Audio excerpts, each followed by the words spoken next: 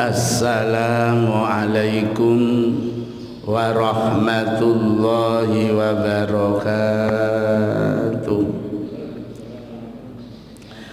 Bismillahirrahmanirrahim. Alhamdulillahilladzi ahyana ba'dama amatana wa ilaihin nusyur. Qala an-nabi awwalu ma yuhasabu bihil abdu yaumal qiyamah as-shalah. Al-hadis atau kama qala.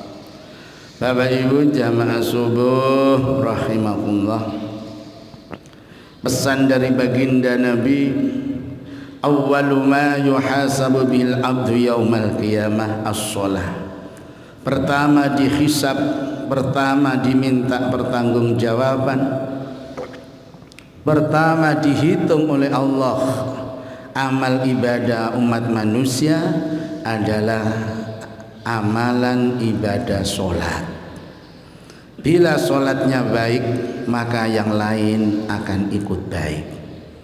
Oleh karena itu Bapak Ibu, kita usahakan semaksimal mungkin supaya sholat kita ini tambah hari tambah baik, bisa sampai tingkatan khusyuk, yang mana dari tingkat sholat yang sahun naik lagi namanya sukaro, naik lagi namanya sholat daim, dan kita usahakan kita tingkat khusyuk. Cara yang paling mudah untuk bisa khusyuk adalah sholat berjamaah.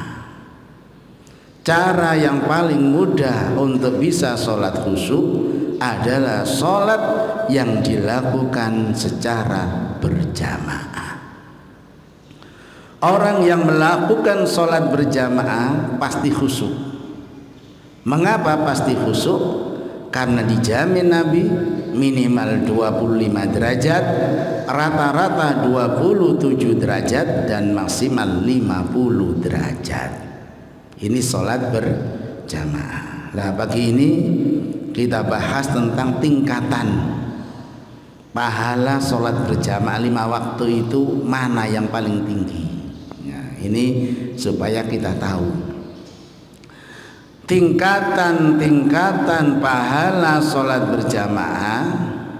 Ranking yang paling tinggi adalah sholat jamaah subuh. Rasulullah menyatakan, man sholla sholatul jama'ati subhi faka'annama qamal lail kulluhu.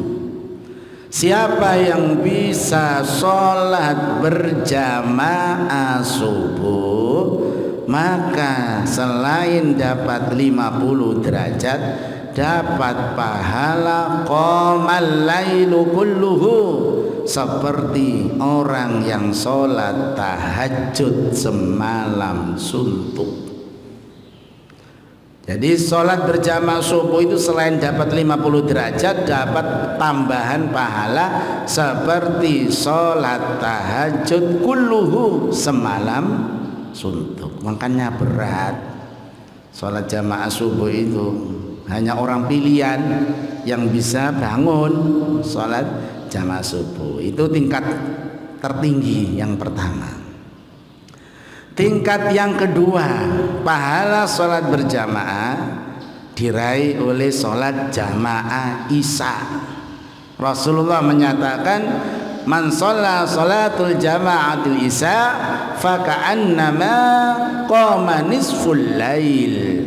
Siapa yang bisa sholat berjamaah isya selain dapat 27 derajat, ditambah seperti sholat tahajud setengah malam. Kalau subuh semalam suntuk, kalau isya setengah malam. Ini tingkatan yang kedua. Tingkatan yang ketiga diraih oleh sholat jamaah asar. Nah, sholat jamaah asar, sampai Allah menyatakan dalam Al-Quran, hafidhu ala sholawati was sholatil wusta, Jagalah sholat dan sholat tengah. Nah, sholat tengah itu asar, karena dimulai subuh, ya, zuhur, asar, maghrib, isya. Jadi sholat asar itu siapa yang bisa sholat jamaah asar, selain dapat 27 derajat, dia mendapatkan prioritas penjagaan dari Allah, dijaga oleh Allah. Ini tingkat ketiga. Tingkat yang keempat adalah sholat jamaah zuhur. Nah, ini berat, jangan disangka zuhur itu nggak berat. Sholat jamaah zuhur pahalanya 27 derajat.